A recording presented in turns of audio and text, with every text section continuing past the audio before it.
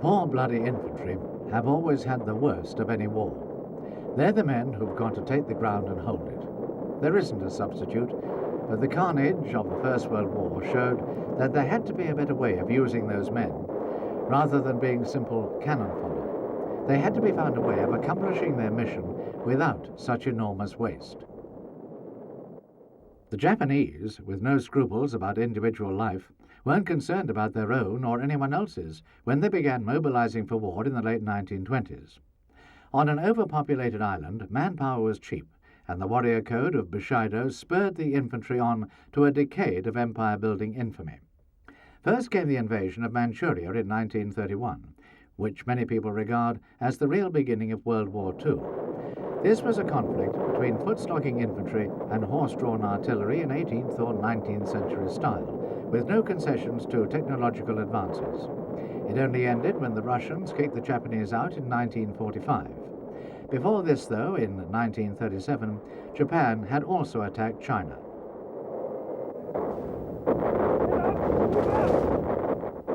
The Chinese infantry, under the warlord Chiang Kai-shek, fought back vigorously, but they were badly trained and lacked modern equipment until help came from the United States in 1942, following the Japanese attack on Pearl Harbor. This eventually turned the tables, but left China in a state of civil war, resulting in an eventual communist victory for Mao Zedong.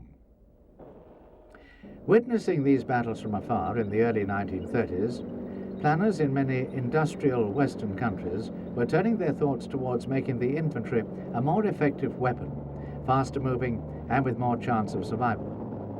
The little Carden-Loyd carrier was a hesitant step in the right direction by the British government, which was also adopted by the Italians as the CV-29. They could only carry a couple of men plus a machine gun and would have sunk without trace in the mud of Flanders, but they were a small step in the right direction towards giving infantry a degree of armoured protection as well as increased mobility. The Italians and the French went another step further by hitching a trailer to the back as a carrier for ammunition and other stores, and vehicles of this type served on well past their sell-by dates.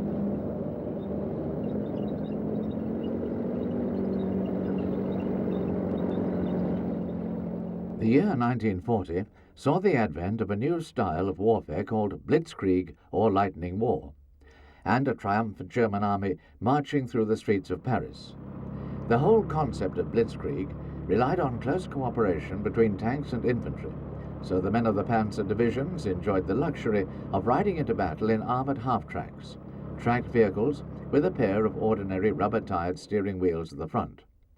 These helped them reap the benefits of one victory. And to begin with, when Adolf Hitler invaded Russia in 1941, it looked as though another quick result was on the cards. One of the most important German developments to help the infantry accomplish their mission successfully was the Hanomag Armoured Personnel Carrier, or APC.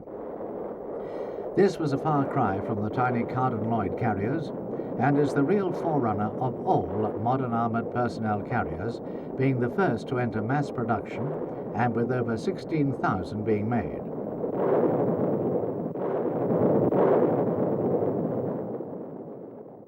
The German armoured infantry, or Panzer Grenadiers, enjoyed the protection of armour up to nearly half an inch thick, which would shield them from machine gun fire and shrapnel on their way to the front line. The vehicle had two real drawbacks. It did not have all-armoured roof, so the occupants were vulnerable to air bursts or mortar fire. And, because its engine was literally squeezed into the armoured nose, maintenance was extremely difficult. What the Hanomag did have was the capability to carry 10 infantrymen and 1 or 2 machine guns into action across most types of terrain at 30 miles per hour. This was a revolution in warfare which has largely gone unrecognized because the tanks take all the glory. And that, as they say, isn't all. The Hanomag had double doors at the rear, so that the infantry could debus and go to ground quickly when under fire. This is a feature which has been copied in most post-war vehicles.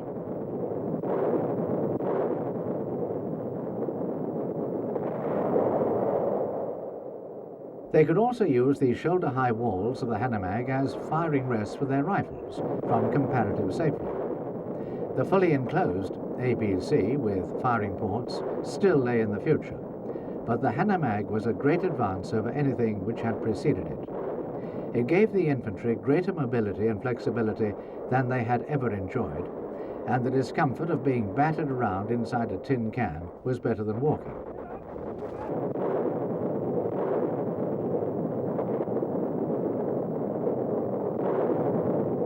At the end of the day, though, the infantry still had to dismount, particularly when fighting in towns and cities.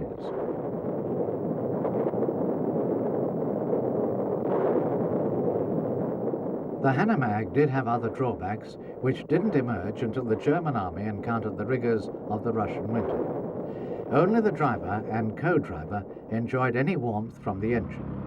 The rest of the men froze because the vehicle's interior was colder than a trench or foxhole in the snow, for the simple reason that steel conducts heat quicker than mud does. Anyone who has been trapped in a car in a snowstorm can tell you the same.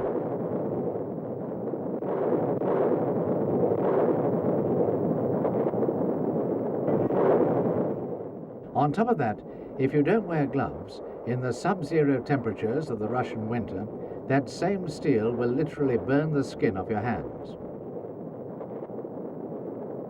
The Hanomag's tracks were also too narrow to give good traction in soft snow, which limited the vehicle's mission performance in support of a tank attack.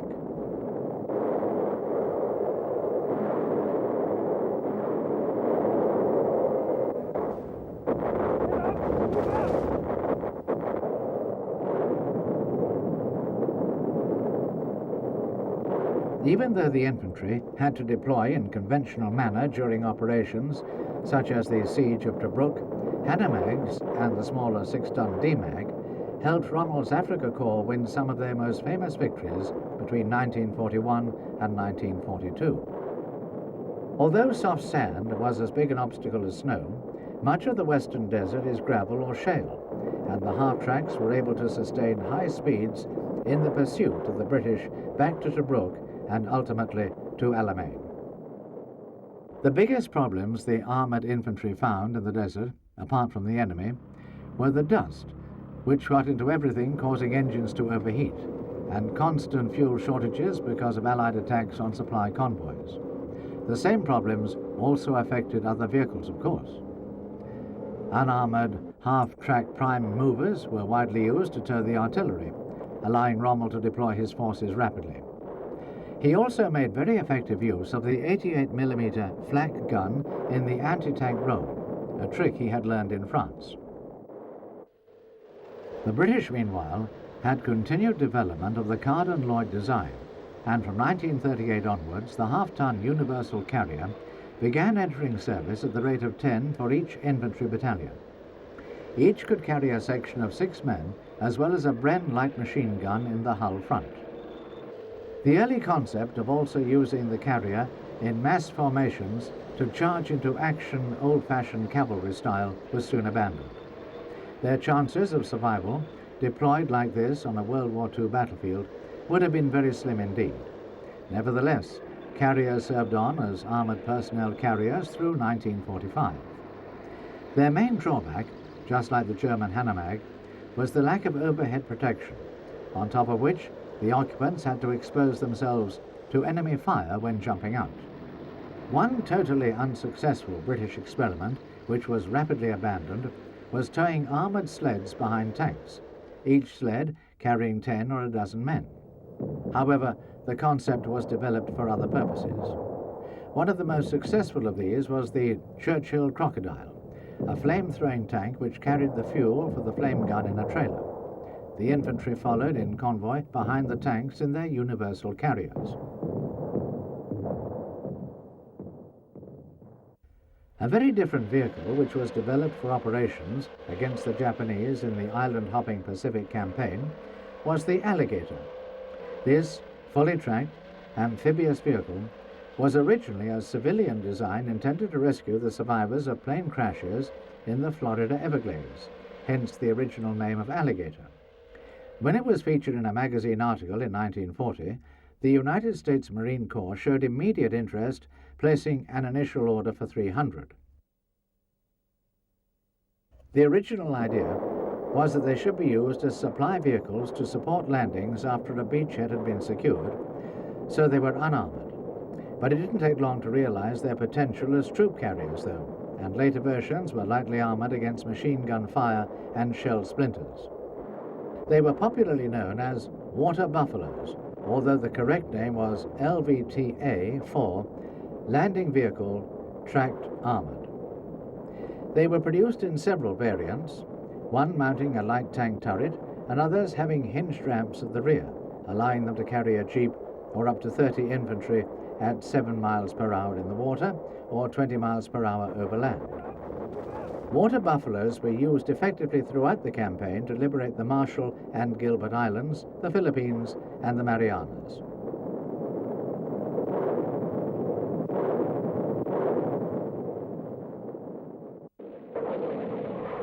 Then in February 1945 came the Marine Corps' sternest test on Iwo Jima. This tiny island was fanatically defended because of its strategic importance, lying only 600 miles from the Japanese mainland. From Iwo Jima's 2 airfields, Allied fighters could fly escort for the B-29 bombers, which were suffering heavy losses in raids on Japanese cities. To ensure the island's capture, Admiral Chester Nimitz ordered in the veteran 5th Marine Corps. The 8 assault battalions of the 4th and 5th Divisions embarked in their landing craft 4,000 yards offshore and drove up to the beaches in 10 waves. Nearly 500 water buffaloes were deployed, driving the Marines straight inland up the steeply shelving beaches. For the first 20 minutes, there was no sign of Japanese resistance, and the Marines quickly drove 200 or 300 yards inshore. Then all hell broke loose. The Japanese had dug miles of tunnels with carefully concealed exits. Now they started firing from behind the Marines, while artillery pounded the shoreline. It was a clever trick, and the battle would ultimately cost over 6,000 American lives. But the Japanese had made the fatal mistake of allowing the Marines to get ashore in strength before counterattacking. Within an hour and a half, all 8 assault battalions were ashore, and landing craft were beginning to bring in the tanks and other heavy equipment. On the left flank of the assault, the 5th Division had the hardest task because their beach was overlooked by Mount Suribashi. It took 3 days of hard fighting before the Marines were able to raise Old Glory on its summit. It took another 3 weeks to subdue the rest of the defenses and reopen the airfields.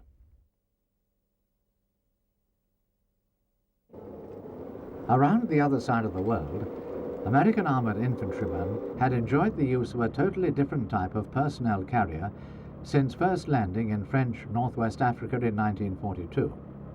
This was the 9-ton white M3 half-track, which could carry 12 infantry in addition to its driver and machine gunner. Although based on an existing truck, it imitated many features of the German Hanomag, including half-inch armor and rear doors to allow the infantry to deploy in relative safety. But it was still an open-topped vehicle with all the disadvantages which that implies. Nevertheless, it was very versatile, with good mobility, and by 1944, every American armored infantry regiment was equipped with 150 M3s per battalion. Infantry mobility was one advantage the United States Army enjoyed throughout the war compared with any other nation. This gave them great flexibility in responding quickly to threats or exploiting breakthroughs, not giving the enemy a chance to draw breath. There were 3 armored infantry regiments, 3 battalions of tanks, and 3 armored field artillery battalions to a typical American armored division. One of each was assigned to a brigade called a combat command, which was based on the German battle group system. This again gave much improved mission flexibility, even though a combat command on the march could stretch down 30 miles of road. In defense, each command would normally occupy a 2 or 3 mile front, although they were more tightly spaced for an attack. And attack has always been the best means of defense, as the Allies were proving in the Far East, with fighters and bombers from Iwo Jima and Okinawa pounding the Japanese mainland mercilessly through 1945. Losses on the ground during the long island-hopping campaign had been high, though, and the thought of an amphibious assault on Japan itself was daunting. To save further Allied casualties and make a swift end to the war, President Truman finally decided to deploy the ultimate weapon. Atomic bombs on Hiroshima and Nagasaki finally forced the Japanese to capitulate in August. In the new nuclear age, the armoured infantry have finally got a wide selection of personnel carriers with much-needed overhead protection.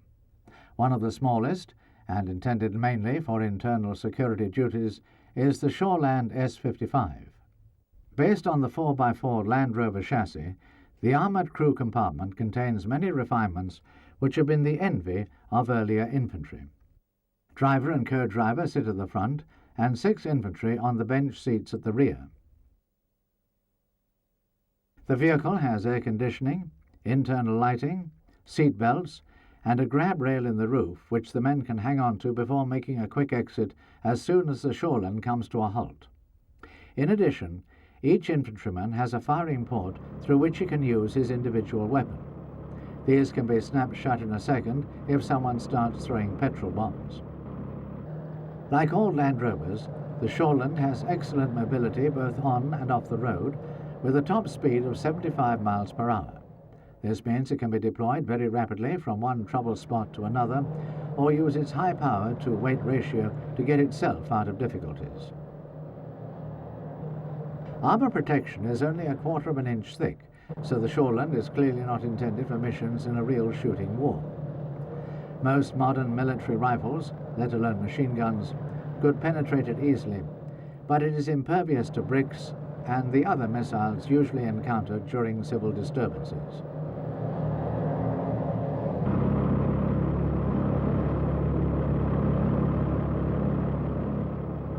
The Shoreland's cross-country mobility is a vital feature for patrolling border areas, pursuing suspects, or escorting other vehicles through hostile countryside. This has won the vehicle many export orders outside Britain and Ireland to countries where internal security is a problem.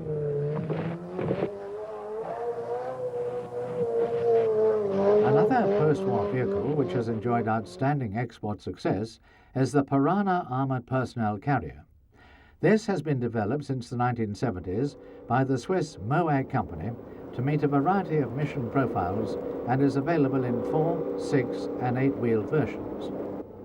Such is its versatility that it has even been adopted by the United States Army and Marine Corps. The Piranha can carry up to 15 men who dismount through the rear door.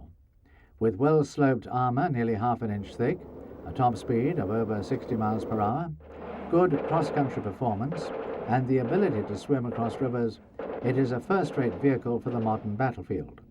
The infantry have firing ports through which they can use their individual weapons. The Piranha can also be fitted with a variety of small turrets with remote-controlled machine guns or cannon to give covering fire while the infantry deploy. The main threat to world peace until recent years was always seen as the Soviet Union, with its overwhelming number of tanks, which NATO could only hope to beat through better technology, training and tactics.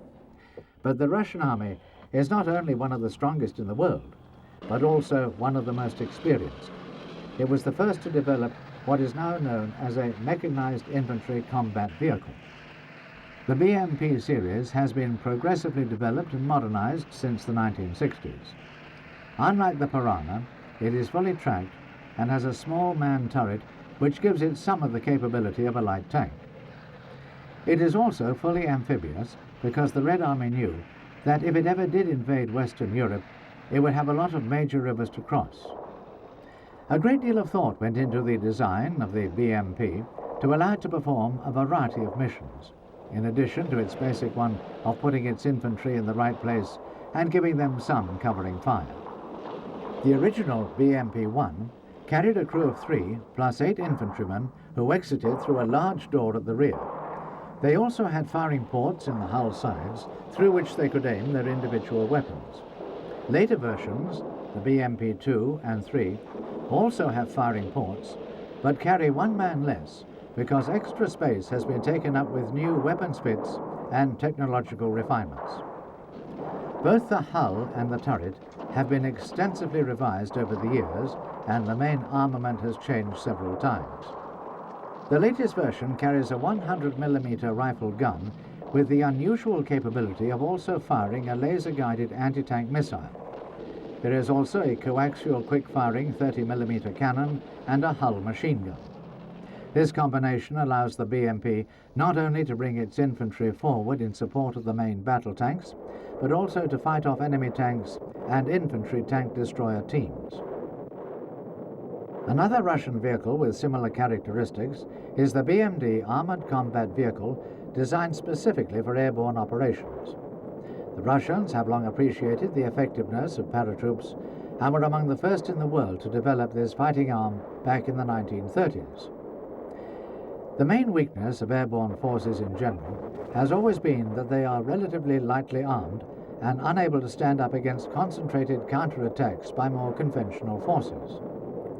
The BMD section of 4 or 5 armoured infantry have the comfort of knowing that their vehicles are not only fully amphibious, but also have a useful 73 or 30mm gun in the turret and a launch rack for wire-guided anti-tank missiles.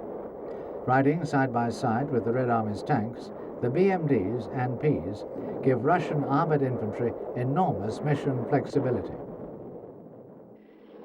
A West German design with similar capabilities, dating back to before the country's reunification, is the Marder. Although it is not amphibious and is no longer in production, the ability to carry a section of 6 infantry, as well as a 20mm gun and Milan anti-tank missiles, still makes it formidable. A private venture designed to replace the Marder is the Pummer Infantry Combat Vehicle, which emerged in the late 1980s. Many armoured fighting vehicles have had their origins this way, being designed to catch the customer's eye rather than being built to a government specification. The Puma is very much a creature of the Millennium battlefield. Like the Russian BMP, it carries a crew of 3 and up to 8 fully equipped infantrymen with all their gear. The welded steel armour protects them against enemy weapons up to 30mm caliber, although this doesn't include the sort of high-velocity armour-piercing cannon fitted to most modern ground attack aircraft.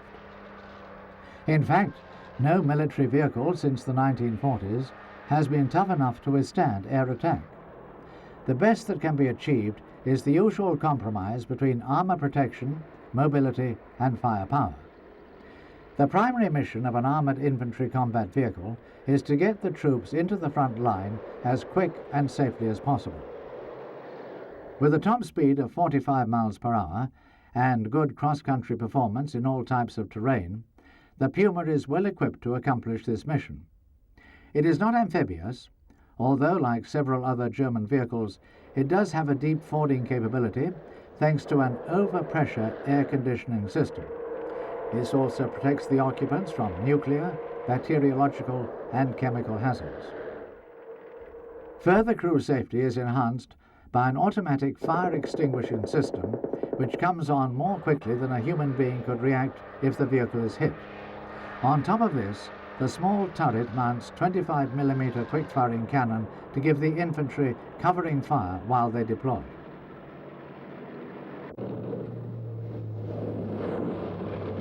Another new vehicle which only started entering service in 1993 is the Swedish Combat Vehicle 90, or CV-90. Like the Puma, this was designed with survivability on the 21st century battlefield very much in mind, as well as the characteristics of the Scandinavian countryside and the need to operate in deep snow. A high power-to-weight ratio and good weight distribution through the wide tracks give the performance needed by the Swedish and Norwegian armies. In fact, there's a lot of truth in saying that the CV-90 has been designed to boldly go where few other military vehicles could venture. Like the Puma, the CV-90 has a crew of 3, 2 of them in the turret, and carries 8 infantrymen. One unusual feature is that instead of firing ports, the vehicle has roof hatches to allow the troops to use their individual weapons. These also give a means of exiting the vehicle although the infantry would normally deploy out of the rear door. The CV-90 has a very low silhouette and well-sloped frontal armour for both concealment and protection. A top speed of nearly 45 miles per hour also increases battlefield survivability. The CV-90 is intended to operate in battle groups alongside the Swedish Army's S-tank and IKV-91 tank destroyer, which, between them, provide enormous mission flexibility in both attack and defence. Thought has also gone into defence against low-flying tank-busting helicopters. The Bofors 40mm cannon, fitted in the CV-90's turret, can elevate to 35 degrees, allowing it to engage helicopters as they bob above the treetops to launch their missiles. A carousel loader helps give the gun a rate of fire of up to 300 rounds a minute, meaning that a helicopter's speed is no defence. Accuracy at up to 4,000 yards is ensured by a laser rangefinder, and a passive night vision system even allows the crew to engage targets in almost pitch darkness. When firing at ground targets, the gun has two alternative rates of fire: 60 rounds a minute against enemy infantry or single shot against vehicles. The helicopter threat is also one which the British Army's Stormer armoured personnel carrier is well equipped to meet. It carries 8 ready-to-fire, high-velocity Starstreak anti-aircraft missiles, which can be launched singly or in salvos against multiple targets. Developed from the Scorpion light armoured reconnaissance vehicle, Stormer is a small, air-portable vehicle, but despite its size, can carry up to 12 fully equipped infantrymen. A diesel engine gives reliability and a top speed of 50 miles per hour, while a flotation screen can be quickly fitted to allow the vehicle to swim across rivers. The small turret can be fitted with a wide variety of weapons, from heavy machine guns through quick-firing cannon to a 90mm anti-tank gun, giving the mission flexibility required of all modern armoured infantry vehicles. As a result, Stormer has been ordered by several other countries in the Middle and Far East and has a long future ahead of it. While Stormer is designed principally to equip infantry regiments, the British Warrior mechanized combat vehicle usually accompanies the tanks and helicopters of armoured regiments into battle. Although basically an armoured personnel carrier, carrying a crew of 3 and 7 infantry, the Warrior is also designed to operate in the reconnaissance role, and the turret mounts the same 30mm quick-firing cannon as in the Scimitar light tank. Like the German Pummer and Swedish CV-90, this gives it the mission flexibility required in any modern military vehicle, and the Warrior has seen active service in both Iraq in 1991 and Kosovo in 1999. This shows its adaptability for all types of terrain and climate. Low ground pressure and the ability to climb 60-degree gradients give Warrior very good cross-country mobility, and a 500 horsepower engine provides a top speed of nearly 40 miles per hour. Reliability and endurance are among the vehicle's other strengths. Breakdowns are rare, and with a range of over 400 miles, the Warrior can stay on the battlefield for up to 48 hours without needing to refuel.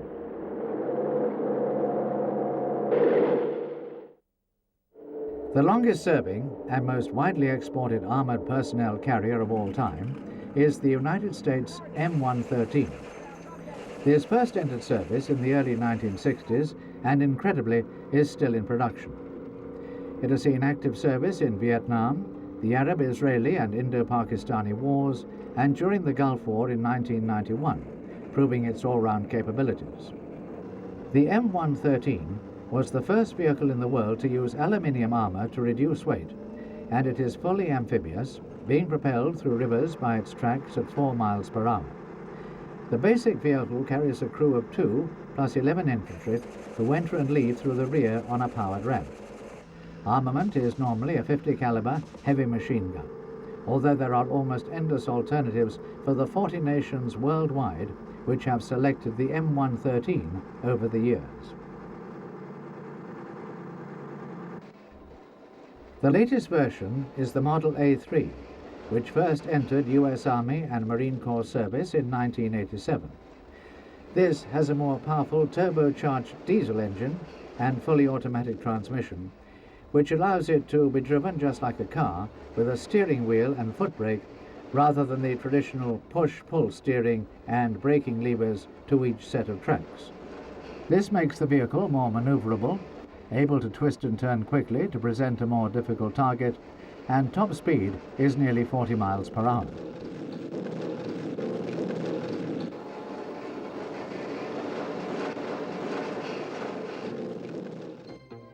Further reassurance is provided by bolt-on slabs of laminate armour, which can be fitted in moments and double the protection of the existing aluminium, which itself is nearly 2 inches thick in places. This applique armour can also be bolted to the floor plates to give extra protection against mines. The new engine and transmission system both help the M113 to brake or accelerate more quickly. This helps in moving into position and getting the infantry deployed as rapidly as possible.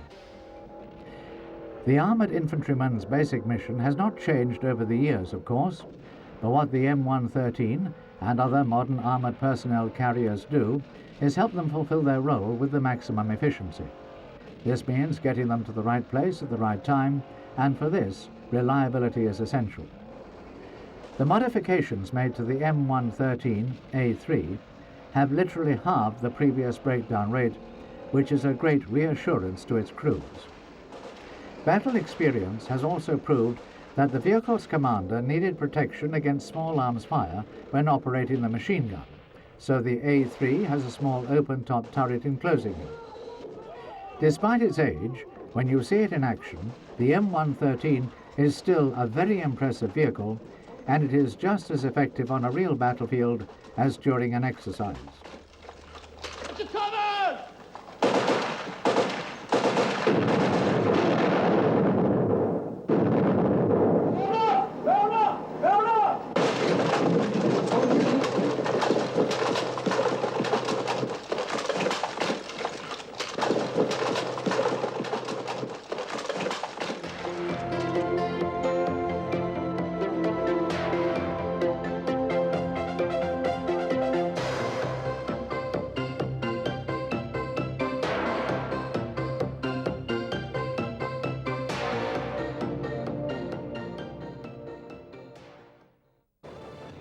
Even as the M113 was entering service in the 1960s, the United States Army had started a program to develop a separate mechanized infantry combat vehicle to complement it.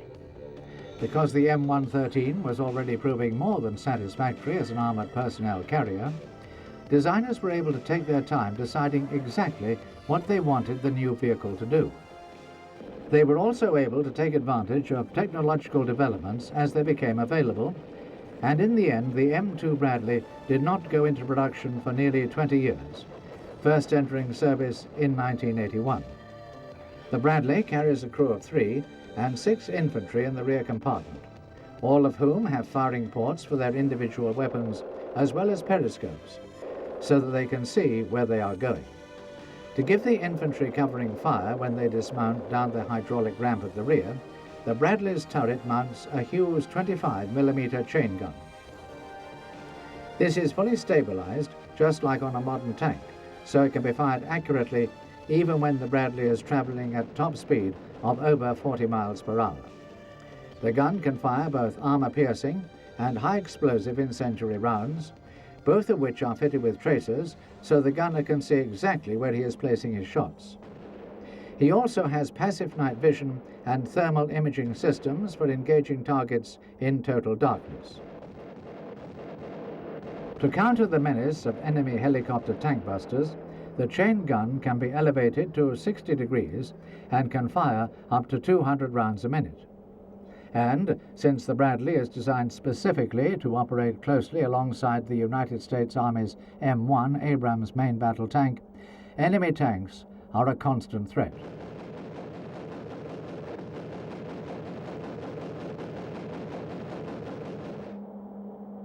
To meet this challenge, the Bradley has 2 launchers for TOW wire-guided anti-tank missiles on the left-hand side of the turret, with 5 reloaded rounds carried in the crew compartment. All the operator has to do is keep the crosshairs in his sights centered and the missile will automatically find its target.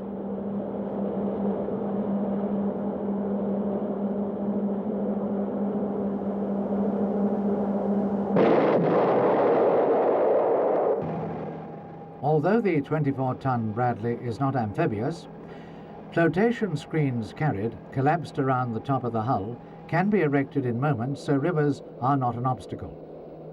Crew protection is excellent. The turret is of steel and the hull of welded aluminium with an extra layer of spaced laminated armour. In addition, plates of reactive armour which explodes outwards when hit can be bolted on. This was used successfully during the war with Iraq in 1991. In action, the armoured infantry and their Bradleys are deployed alongside the tanks and supporting helicopter gunships and other tank-busting aircraft. One of their principal roles on the modern battlefield is to protect the tanks from enemy infantry with portable guided missiles.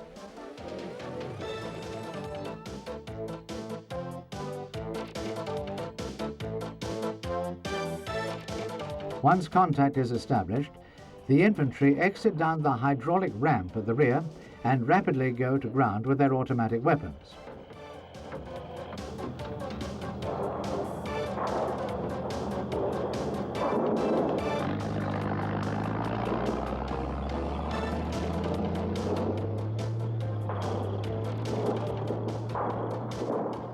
The Bradley itself then moves off to find a hull-down position from where it can give covering fire, while at the same time presenting a very small target.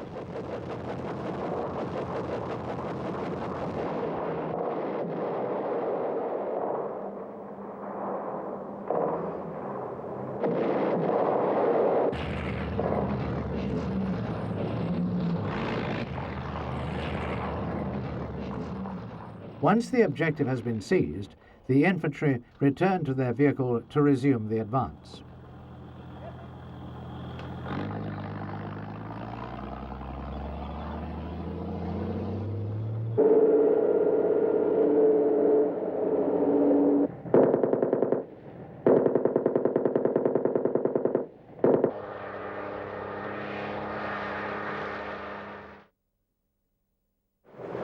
One of the most impressive of all modern military vehicles is the U.S. Marine Corps LVTP-7, designed and built specifically for the type of assault pioneered by the water buffalo in the 1940s. Amphibious assaults demand great flexibility both in their planning and execution, and the LVTP-7 provides exactly that. It can be transported aboard all types of United States Navy amphibious assault ships. The Marines enter through the small rear door, which forms an integral part of the hydraulic ramp. The LVT can carry 25 troops, plus its crew of 3.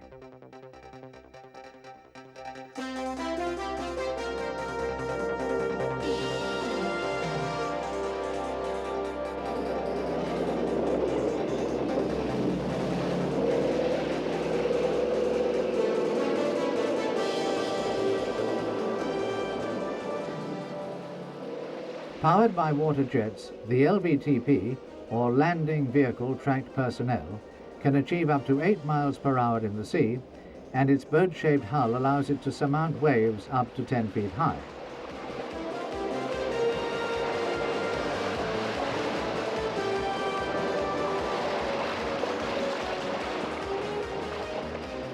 An improved drainage system in recent models ensures that any water which does enter the vehicle is rapidly expelled through the bilge pumps. The air conditioning system provides cool, dry air for both the occupants and the engine. The commander's cupola is raised to give him better all-round vision and allow him to tell the troops what's going on around them.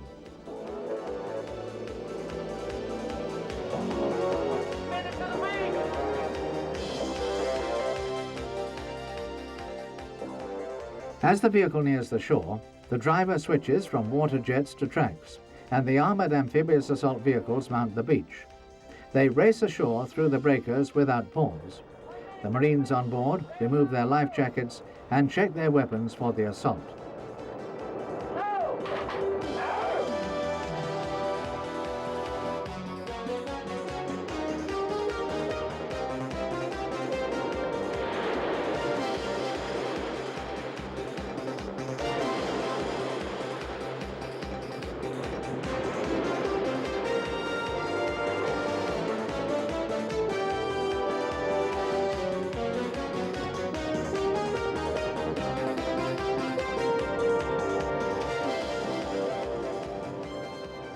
Once dismounted, the men fan out rapidly, some dropping to give covering fire if needed.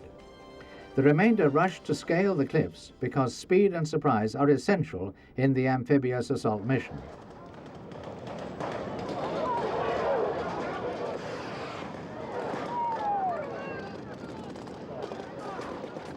The LVTs move off down the beach to find a path to the top. Not difficult for a vehicle which can scale a 60% slope with ease.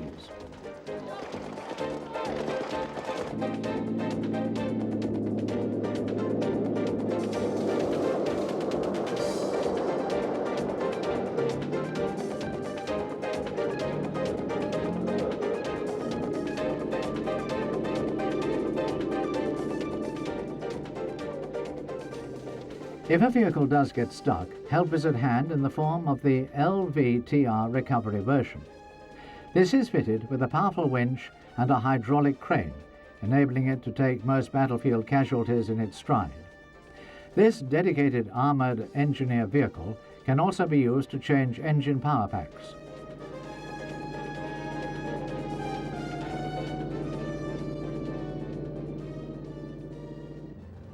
The third vehicle in the family is the LVTC, a specialized command and communications machine with extra radio equipment and plotting tables taking up the normal crew space.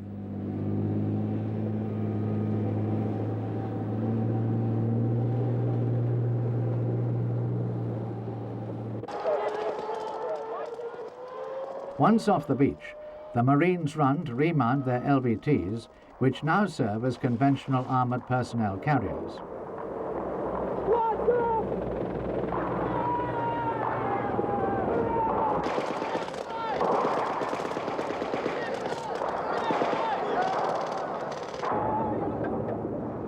In this exercise, they have the support of 2 friendly tanks.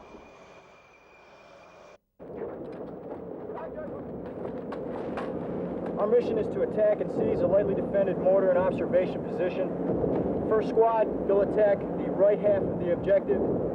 Second squad, you'll attack the left half of the objective. All right, let's mount up.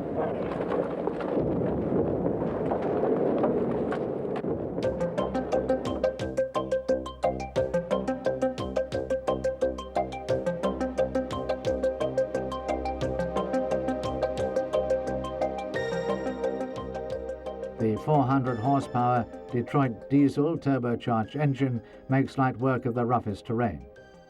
Hydrostatic steering provides full and immediate control at all speeds, while the easy-to-read instrument panel gives both visual and audible warning signals. The automatic transmission system makes the driver's task even easier. The improved powertrain gives a top speed of 40 miles per hour, while the suspension is designed to give a smooth ride and reduce crew fatigue.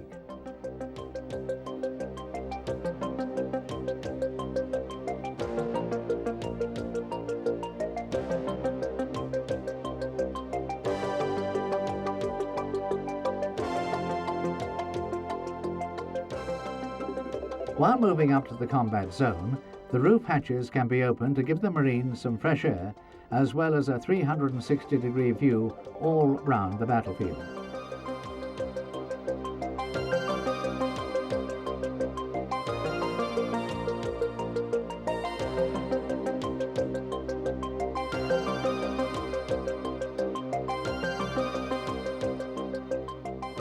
When the enemy wakes up, those hatches can be closed very quickly as well. The LVT's welded aluminium armour, nearly 2 inches thick, provides protection against small arms fire as well as shrapnel from artillery and mortars.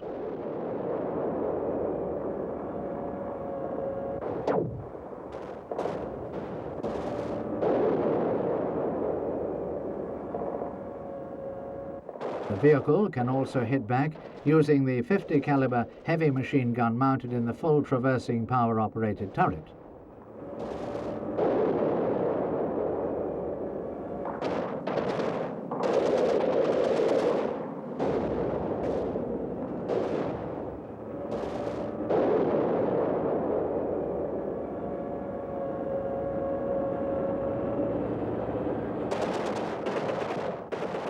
Once the enemy has been located, the Marines prepare for action again. 30 seconds to the objective. Check your gear. To shield itself from enemy fire, the LVT has both smoke generators run off the engine and 8 grenade dischargers to lay an instant smoke screen.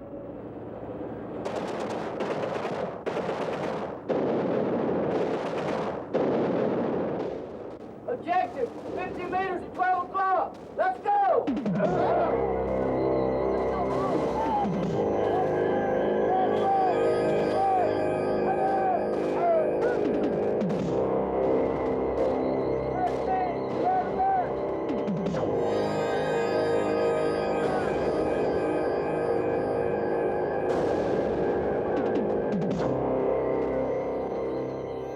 As the Marines spread out on the ground, the LVTs move around to give covering fire from the flanks.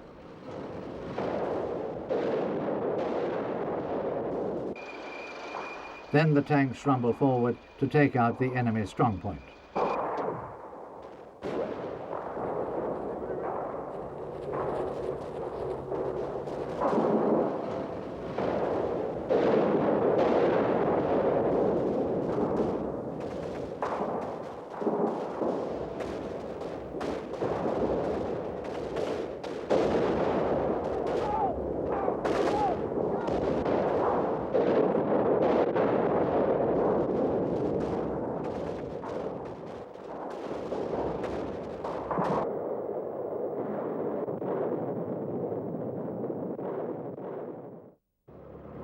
This exercise was a battle simulation, but in a real war zone the operation we have just seen could have taken 2 or 3 days using conventional infantry and landing craft and would certainly have resulted in high casualties.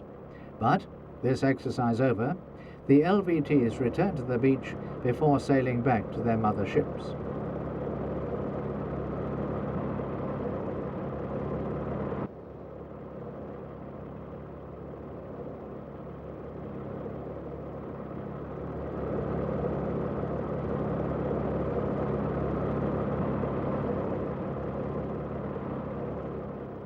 United States Marines have been involved in many real-life operations over recent years, notably on Grenada and in Lebanon in the 1960s. The men of the 1st and 2nd Marine Corps divisions, which formed part of the coalition forces ranged against Iraq in 1991, fully expected to use their LVTs in anger. However, the threat of an amphibious invasion was a feint designed to draw Saddam Hussein's Republican Guards away from where the main assault was planned to take place. However, the Marines provided invaluable backup during the liberation of Kuwait. The LVTs were accompanied by Marine Corps M60 tanks, as well as those from Saudi Arabia and Egypt. They encountered only sporadic resistance as they pushed into Kuwait and liberated the capital. The killing fields, in which Saddam Hussein had threatened that Allied troops would burn, proved no real obstacle. The Iraqi troops were totally demoralized by the weeks of aerial bombardment during Operation Desert Storm, and when the ground offensive, codenamed Desert Sabre, began, they offered little resistance. The armored infantry, riding in their Bradley and Warrior mechanized fighting vehicles, swept through the minefields and ramparts which had been breached by combat engineers. The battle did not stop at night. Here, a helicopter gunship takes out an enemy command post. Its occupants probably didn't even know the aircraft was there.